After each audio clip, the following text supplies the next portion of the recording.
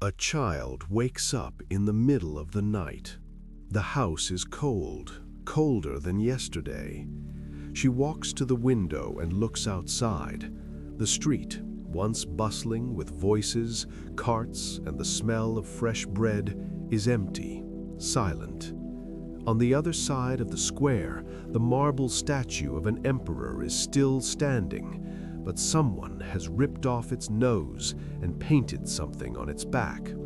The child's mother enters the room. She says nothing. She simply takes her hand and pulls her away from the window. Outside, in the distance, an orange glow rises on the horizon. It is not the sun.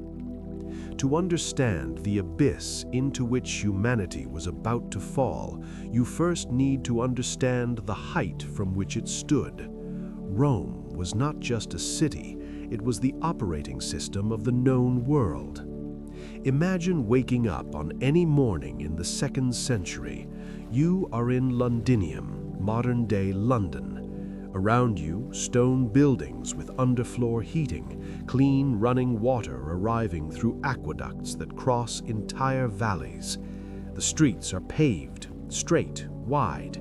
You hear 3 different languages before you even leave your house. You walk to the market. There is wine from Gaul, olive oil from Hispania, silk from China, spices from India. All of it arrived here because there is a network, roads, ports, laws, a single currency, armies that ensure caravans are not attacked. A Roman soldier in Londinium wears the same armor as a soldier in Jerusalem. The same coin you spend in Rome buys bread in Alexandria. 50 million people living under the same empire, from Scotland to the Sahara Desert, from the Atlantic to the Euphrates. And the most incredible thing, it worked. People didn't just survive, they flourished. Children from wealthy families learned Greek and Latin. They studied rhetoric, philosophy, mathematics. They dreamed of becoming senators, lawyers, poets. Free peasants cultivated grain that fed entire cities. Artisans forged tools, weapons, jewelry. Architects designed amphitheaters that could seat 50,000 people. You could travel from one end of the empire to the other with relative safety. Roman roads were so well built that some still exist today, 2,000 years later. Rome built the most connected world humanity had ever seen up to that point. And within that network, something extraordinary happened. Culture flourished. Poets like Virgil and Ovid wrote verses that are still read today. Philosophers like Marcus Aurelius meditated on the meaning of life while ruling an empire. Engineers built bridges and aqueducts that defied gravity. Were there problems? Of course. Slavery, brutal wars, sadistic emperors like Caligula and Nero, absurd inequality between patricians and plebeians. But the system endured, the roads remained, the water flowed, the bread arrived. This is the tragic irony no one noticed at the time. What made Rome powerful was exactly what made it vulnerable. Complexity, interconnection, total dependence on every piece working at the same time. An aqueduct worked because there were engineers who knew how to build it, slaves who maintained it, taxes that paid the slaves, and an army that ensured no one destroyed it. Remove one of those pieces and the entire system begins to crack. And in the 3rd century, the pieces began to loosen. There was no single moment that Rome fell. There were 1,000 small moments, invisible fractures that accumulated until suddenly everything collapsed. First came the pressure on the borders. Entire tribes, Goths, Vandals, Huns, began to move. Not out of ambition, out of desperation. They were fleeing something worse, coming from the east, a force that pushed them like waves ever closer to the Roman frontiers. The Roman soldiers on the walls of the Rhine and the Danube did not understand. To them, they were just barbarians, savages trying to steal civilization.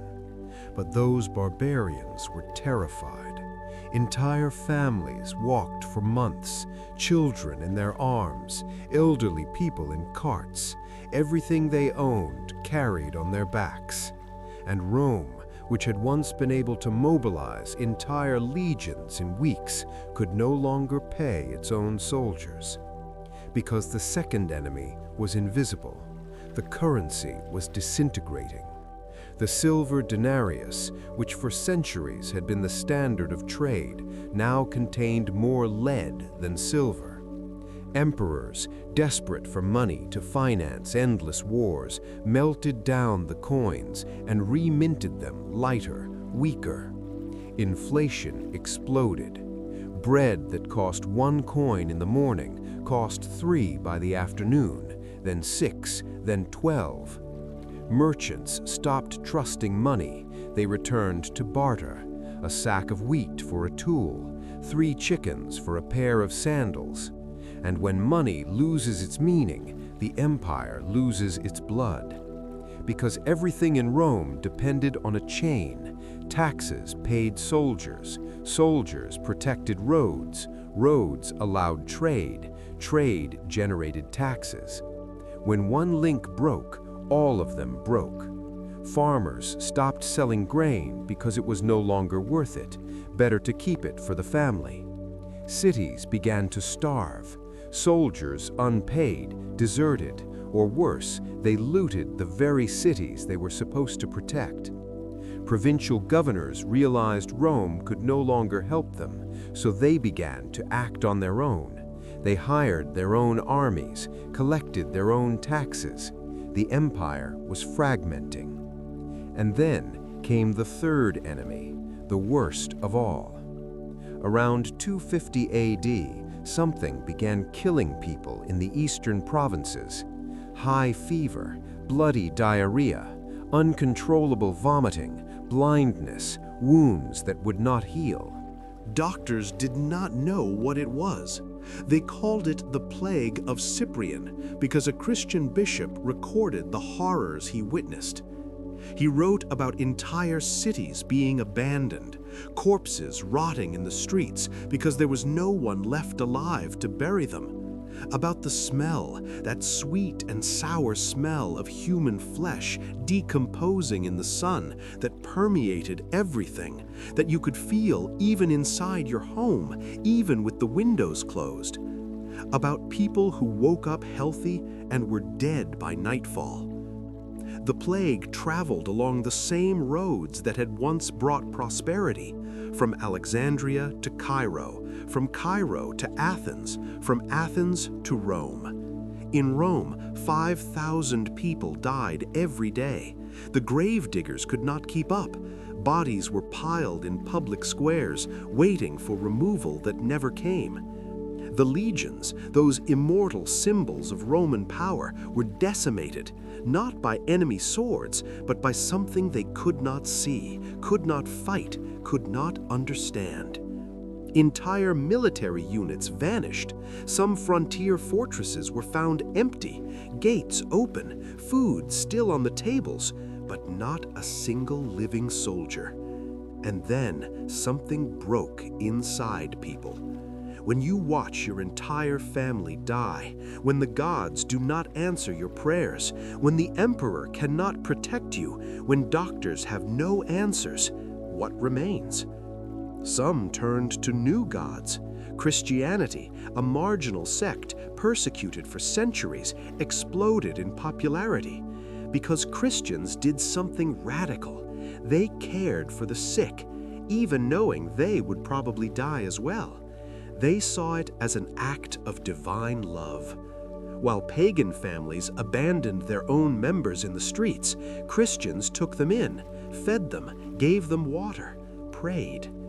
Many Christians died doing this, but many of the sick survived. And when they survived, they converted. Others turned to violence. Revolts erupted. Slaves rebelled. Soldiers deserted. Generals proclaimed themselves emperors. In 50 years, Rome had more than 20 emperors. Most were assassinated. Some ruled for only weeks before being killed by their own soldiers. Unity, that idea that everyone was part of something greater, that Rome was eternal, evaporated. Now it was every man for himself.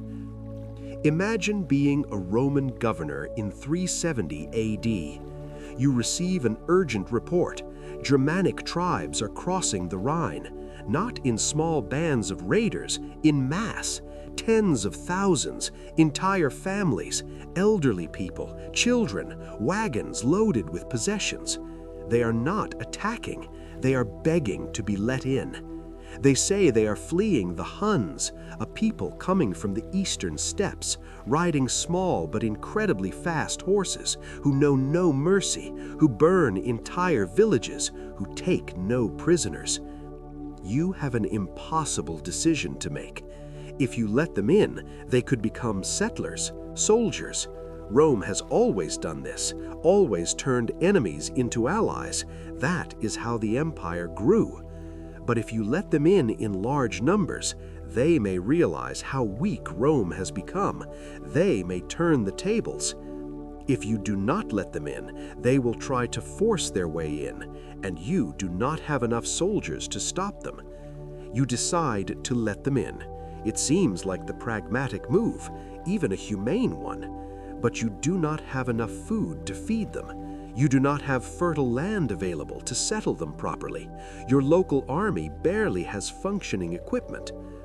The newcomers are placed in improvised camps, torn tents, minimal rations, vague promises that soon they will have land. Hunger sets in. Children cry at night. Parents watch their children waste away. Anger grows. Corrupt Roman officials sell food that should have been distributed for free. They demand bribes to process documents. They abuse women in the camps. 3 years later, those same refugees take up arms. They defeat the Roman army at Adrianople, one of the worst military defeats in Roman history. 2/3 of the Eastern Roman legions are annihilated. Emperor Valens himself dies on the battlefield. His body is never found. Every attempt to fix the situation only accelerated the collapse. Admitting refugees without resources? Revolt. Expelling refugees? War. Negotiating? A display of weakness that attracted more invasions. There was no right choice, only bad choices and worse ones. In 410 AD, something unthinkable happened. Rome, the eternal city, which had not been sacked in 800 years, was invaded. The Visigoths, led by Alaric, entered through the walls. For 3 days they looted the city. They broke into palaces, emptied treasuries, burned libraries whose papyrus scrolls fed bonfires for days, desecrated sacred temples, stole gold and bronze statues that were centuries old. Women were dragged through the streets. Senators were killed in their own homes. Slaves took advantage of the chaos to murder their masters. But the most disturbing part was not the violence. It was the silence that came afterwards. Because the world did not understand that Rome had fallen. After all, there was still an emperor. In Ravenna, not Rome, but he still existed. There were still provinces. Coins were still minted. Laws were still proclaimed. But something fundamental had changed. People realized Rome was not eternal. Rome could bleed. And if Rome could bleed, Rome could die. The roads stopped being maintained. Cracks became holes. Holes became trenches. Bridges collapsed and no one rebuilt them. Towns and cities that depended on long-distance trade began to wither. With no taxes coming in, the army shrank even further. Without an army, local lords began building their own private fortresses, raising walls around their lands, hiring mercenaries. Power fragmented, localized, brutalized. Literacy collapsed. Why write if there is no longer a centralized administration that needs records? Why learn classical Latin if there is no longer long-distance trade requiring complex contracts? Schools closed, libraries were abandoned, scribes died without training successors.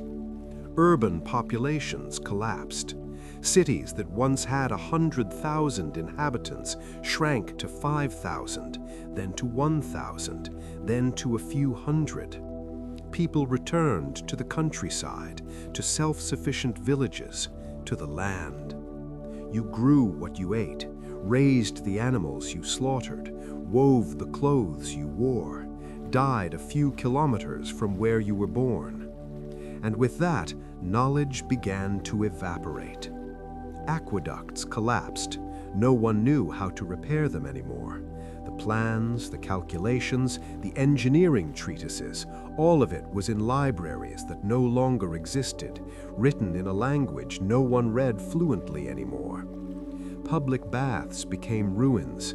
Amphitheaters were dismantled stone by stone to build walls. Within one generation, people forgot how those structures had been built. Within 2 generations, they believed they had been made by giants or gods or demons. The Roman roads, those marvels of engineering, began to be viewed with superstition. They are too old to be human, people said. They were made by ancient magicians. In 476 AD, the last Roman emperor of the West, a 14-year-old boy named Romulus Augustulus, bearing a name that ironically echoed the founders of Rome, was deposed by a barbarian general. No one cried, no one rebelled, no one marched on Ravenna demanding the restoration of the empire, because no one cared anymore. The empire did not fall like a tree cut down by an axe. It rotted from the inside out until nothing remained but distorted memories and incomprehensible ruins. In the centuries that followed, Western Europe plunged into what we now call the Dark Ages. Not because people were stupid, not because they were lazy, but because everything that sustained complex civilization, long-distance trade, widespread literacy, centralized administration, uniform law, had collapsed. People lived in small fortified villages, surrounded by wooden palisades, fearing Viking raiders from the north, fearing Saracens from the south, fearing local warlords, fearing hunger, fearing winter. Life expectancy dropped dramatically. Violence became part of everyday life. Illiteracy was almost universal. Even kings could not read. Medical knowledge regressed. Roman surgical practices were forgotten. Belief in witchcraft and demonic possession returned in force. And in the middle of all this, the ruins of Rome remained. Colossal, silent, incomprehensible. A 7th century farmer plowing his fields near a ruined aqueduct looked at those stone arches, each weighing tons, rising dozens of meters into the air, and simply could not understand. How was this built? Who had that power? Why did they lose it? The answer was in books he could not read, in a language no one read fluently anymore. Rome did not just fall, it was forgotten. And it took 1,000 years for humanity to rebuild what was lost. Complex systems do not collapse all at once. They wear down, they lose people's trust, they ignore warning signs, they make impossible choices that have no right answer. And when they finally crumble, the people living inside them are confused, because yesterday everything still worked. The water still flowed, shops still opened, coins still bought bread, children still went to school. And then, suddenly, they didn't. Rome teaches us an uncomfortable truth. Civilizations are not eternal. They are fragile, more fragile than they appear when we are living inside them. And they can move backward far faster than it took them to advance. Rome took centuries to build its empire, decades to lose it. For 1,000 years, Europe lived in the shadow of what Rome had been, in the darkness of what had been forgotten.